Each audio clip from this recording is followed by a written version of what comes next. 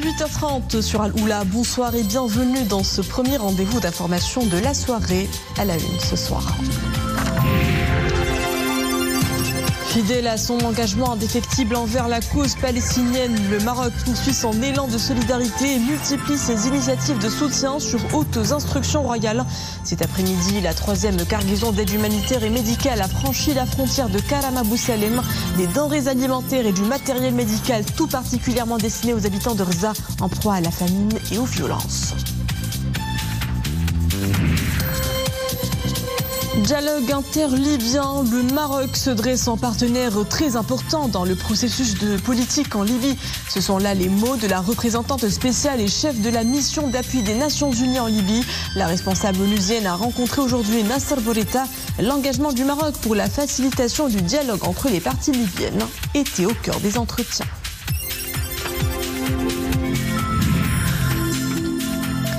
En quête de fraîcheur et de simplicité, bienvenue à Arksri. Zoom sur ce petit village perché à l'arrière-pays d'Agadir. De plus en plus de vacanciers y posent valise cet été. Un petit coin de verdure qui vaut bien plus qu'un simple détour.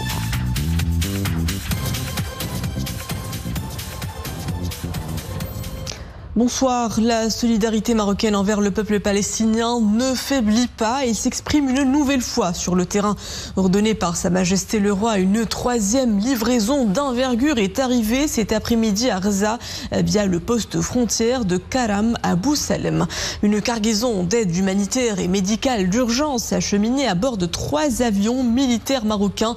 Elle comprend des denrées alimentaires ainsi que du matériel médical de première nécessité.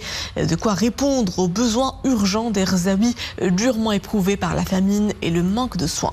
Reportage de nos envoyés spéciaux en Palestine, Abdelmjid El-Hallaoui, Mohamed Amin Amouri, avec le commentaire de Zakaria Moukin Billah. Des camions chargés d'aide humanitaire envoyés par le Maroc au peuple palestinien s'apprêtent à entrer dans la bande de Gaza. Cette aide composée de produits alimentaires, de lait, de médicaments et de tentes équipées s'ajoute aux produits de secours déjà envoyés ces derniers jours pour un total de 180 tonnes. Il était tôt ce matin quand la 3e cargaison d'aide arrive à bord de 3 avions militaires marocains. Cette opération humanitaire d'envergure a plusieurs dimensions. Montrer le soutien constant du royaume à la cause palestinienne par une solidarité agissante et réaffirmer les liens fraternels qui unissent de tout temps le royaume au peuple palestinien frère. Nous sommes reconnaissants pour cette initiative. Nous pensons que ces actions initiées par Sa Majesté le Roi et le gouvernement marocain contribuent à servir les intérêts du peuple palestinien. Le royaume pourra augmenter les aides envoyées. Le Maroc et la Palestine sont liés par des relations ancrées dans l'histoire. L'initiative marocaine d'acheminer par voie terrestre les aides d'urgence suit son cours pour être distribuée aux habitants de la bande de Gaza. Une population qui vit dans des conditions dramatiques depuis plusieurs mois. Une population qui manque de tout. Et l'engagement du Maroc se déploie également sur la scène régionale. Ses efforts en tant que médiateur clé dans le dossier libyen ont été hautement salués aujourd'hui par la représentante spéciale et chef de la MANUL, mission d'appui des Nations Unies en Libye. À l'issue de sa rencontre à Rabat avec le ministre des Affaires étrangères, de la coopération africaine et des Marocains résidant à l'étranger, Nasser Bourita, Anna Serwa Tété a salué l'engagement du Maroc pour la facilitation du dialogue entre les parties libyennes. Madame Tété a exprimé sa profonde estime au Royaume pour ses efforts déployés afin de faire avancer le processus politique en Libye, ainsi que pour son soutien constant à la MANUL. Le Maroc est un partenaire très important dans le processus visant l'atteinte d'un accord et du consensus entre les interlocuteurs libyens, a poursuivi Madame Tété, évoquant la phase particulièrement sensible que traverse actuellement la Libye, marquée par des tensions à Tripoli et des élections municipales confrontées à plusieurs défis. La représentante onusienne a réaffirmé à cet égard la détermination de la MANUL à continuer de travailler aux côtés des Libyens avec l'appui du Maroc et de la communauté internationale pour mettre fin à cette situation. On enchaîne avec ce communiqué du ministère de la Maison Royale, du Protocole et de la Chancellerie à l'occasion du 26e anniversaire de l'intronisation de Sa Majesté le Roi. Le souverain a bien voulu donner son approbation pour la promotion et la nomination de fonctionnaires du royaume à des wissam royaux en récompense à leur dévouement et abnégation lors de l'accomplissement de leurs devoirs. La liste des bénéficiaires sera communiquée sur les ondes de la radio nationale. La fête du trône est l'occasion de passer en revue 26 années de règne et autant d'avancées réalisées sous la conduite de Sa Majesté le Roi Mohammed VI. Une diplomatie active et des réformes structurelles sont en cours dans les domaines économiques, sociaux et politiques. Un quart de siècle de transformation. Écoutez ces témoignages de personnalités françaises et belges qui saluent le train de développement soutenu à l'échelle nationale. Des propos recueillis par Mohamed Bayris et Hassan Bouhrouti. C'est clair que sa préoccupation a été de redonner en quelque sorte, ou de donner en quelque sorte au Maroc le rôle d'une puissance réelle au nord du continent africain et sur l'ensemble du continent africain. Et il a fait de proche en proche et dans toutes les matières. Il a aussi effectivement eu énormément de contacts bilatéraux sur le continent africain, mais aussi il a joué incontestablement un rôle de lien avec le continent européen. Ce positionnement est effectivement, quand on travaille comme ça, permet incontestablement, lorsque des problèmes se posent, d'avoir des interlocuteurs que l'on ne découvre pas pour la première fois, mais que l'on a eu à un certain moment et avec qui on a peut-être fait des progrès ensemble. Ça, je crois que c'est important. En plus, incontestablement, le Maroc aujourd'hui joue ce rôle de leader du continent africain en donnant des impulsions très marquées. Je citerai deux exemples. Quand il y a de la sécheresse, il y a des moyens qui sont utilisés pour le goutte à goutte pour faire en sorte que les plantations ne meurent pas. Il y a tout ce qui concerne finalement le solaire. Bon, tout ça sont des références. Puis il y a aussi eu des réactions lorsqu'il y a eu des tremblements de terre. On a vu effectivement une réaction très dynamique de soutien aux populations, ce qui naturellement peut servir de référence à d'autres. Donc je crois que c'est clair que cette diplomatie, je vais dire, au niveau du Maroc, menée par le roi, finalement pose le Maroc comme un interlocuteur incontournable. Je pense que le Maroc a une grande chance, mais cette chance, elle est aussi partagée par nous, qui sommes ses voisins, qui sommes ses amis, qui sommes ses alliés. C'est d'avoir un souverain qui, depuis 26 ans, a vraiment posé une vision. Alors c'est bien sûr une vision de développement, d'émergence pour le pays, avec les infrastructures, les réformes économiques qui ont amené beaucoup d'investissements étrangers, mais pas seulement. C'est aussi la volonté de s'intéresser aux plus faibles, avec toutes les réformes ou les initiatives qui ont été prises en matière sociale. On connaît bien sûr la généralisation de l'assurance maladie, mais il y en a bien d'autres. Mais cette vision, c'est évidemment une chance pour le Maroc. C'est quelque chose qui le structure dans sa marche dans ce siècle. Mais c'est aussi une chance pour ses voisins. Je vois que le Maroc de ma jeunesse, qui avait ses charmes, a été transformé en un pays qui aujourd'hui est dans la première division.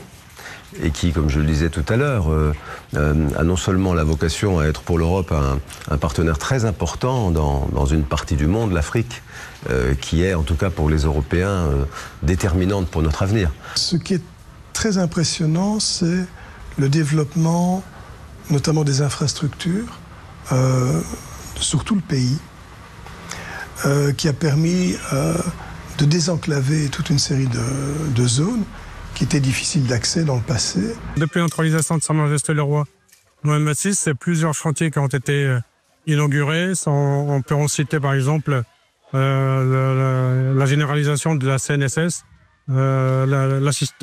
toute la partie sociale en fait. Qu'est-ce qu'on peut dire aussi? Ça a commencé par le RAMID, donc la couverture sociale. Aujourd'hui, voilà, on peut tous ces produits-là sont généralisés à tous les fonctionnaires et à tous les employés du royaume. Donc tout le monde se sent couvert au niveau social. Sur Sur le plan économique, on peut citer tous les grands chantiers de l'infrastructure. Ça commence par toute la partie autoroute, donc tout l'axe Bni Mellal, l'axe Oujda qui a été inauguré dans l'intronisation de Sa Majesté. Donc, et aujourd'hui, bien sûr, on parle de l'axe l'Ayoun, Marrakech, l'Ayoun, Dakhla. Voilà, c'est depuis 99, c'est énormément de chantiers qui ont été inaugurés, lancés et arrivés au bout. C'est ça le plus important, c'est que ces chantiers-là, ils ont été vraiment finalisés et opérationnels. Couleur du ciel à présent, il joue la pluie et le beau temps cette semaine avec au menu des températures pouvant grimper jusqu'à 44 degrés à Tata, Zagora, Khouribga, Ouazen, Bni Mellal, Bn Salah, Meknès, El Hajeb, Fès, Sfro, Moulay Yacoub, Taounat et Taza. Des provinces où les habitants devront composer avec une chaleur plutôt écrasante. Ces 2 prochains jours seront tout aussi caniculaires à Taza, Qalat Sragna, Ouazen, Rahamna, Moulay Yacoub, Khouribga, Stad, Chichawa, Marrakech, Khmissat, Youssoufia et Taroudan. Puis attention, une intensification de la chaleur est attendue à partir de demain et jusqu'au vendredi dans les provinces de Tata, Assazag, Smara, Ouaddahab, Boujdour et Aousserd, où des pics de 47 degrés sont prévus. Et l'orage pourrait vous surprendre ce soir si vous vous trouvez près de Rachidia, Fugig, Azilal, El Haouz, Tinghir, Ouajzazat, Boulmen, Midelt, Khnifra ou encore Ifren. Averses orageuses avec chute de grêle et rafales de vent sous orage traverseront jusqu'à 23h ces provinces avec des cumuls pluviométriques allant de 15 à 25 mm. Le mercure s'affole aussi à l'autre bout du globe. L'Asie de l'Est est à son tour en proie à une canicule historique. Au Japon, pas moins de 17 records de chaleur ont été battus en une seule journée, avec des températures frôlant les 40 degrés dans certaines régions. Une vague de chaleur sans précédent traverse l'archipel. Les mois de juin et juillet 2025 ont été les plus chauds de l'histoire du pays. Un phénomène qui inquiète les autorités et les scientifiques. L'Asie subit visiblement les caprices d'un climat déréglé. Les extrêmes s'enchaînent avec des inondations meurtrières en Chine. Les pluies diluviennes qui frappent le nord du pays ont fait 44 morts, provoqué des glissements de terrain et entraîné l'évacuation de dizaines de milliers de personnes. Le réseau ferroviaire sururbain de Pékin a suspendu plusieurs lignes aujourd'hui. Plus de 150 mm de pluie sont attendus dans plusieurs districts de Pékin, entraînant un risque élevé d'inondation, de coulées de boue et de glissements de terrain.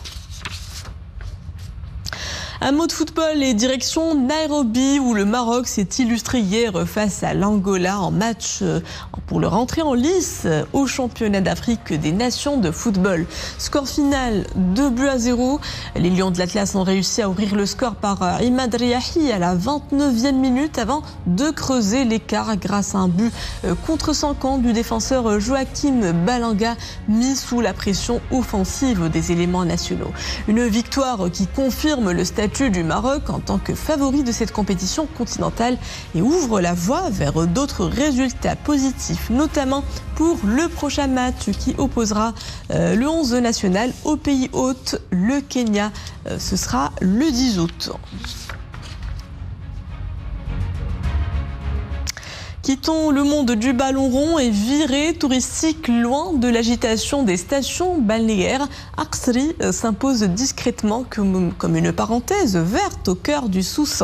Ce petit village niché non loin d'Agadir attire des vacanciers en quête de calme et d'authenticité. Immersion douce dans les traditions locales à l'ombre des Arganiers dans ce reportage de Hijab Tsamek, Nordin Saber et le récit de Maria Awad.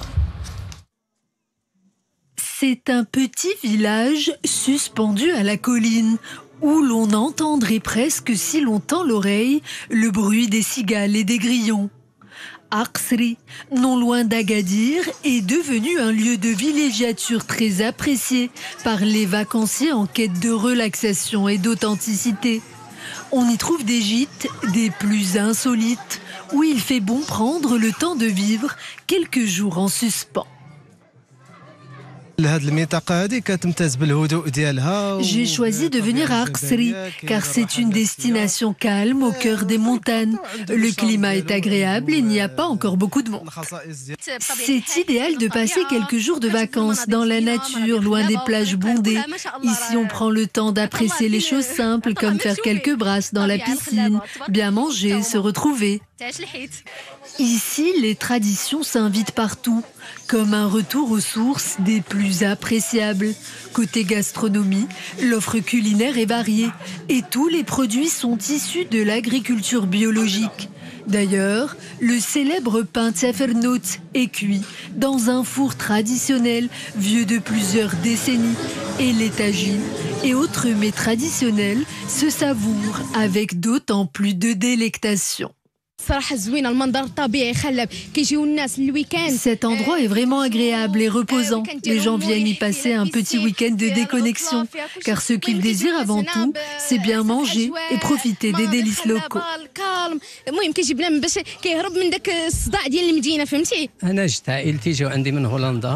J'ai de la famille qui est venue de Hollande et ils avaient envie de faire un petit voyage dans un lieu sans prétention, où l'on peut se détendre et se faire plaisir loin des sentiers battus. Du coup, j'ai eu l'idée de les amener ici, dans ce petit village magnifique. À Arcsri, le temps se savoure telle une parenthèse enchantée, où chacun est invité à se recentrer sur lui-même, en se reconnectant aux fondamentaux, la nature, le repos, et les petits plaisirs de la vie. Et c'est sur cette paisible escale à Arcsri que s'achève notre journal de ce soir. Merci de votre fidélité. Je vous retrouve bientôt pour une nouvelle édition.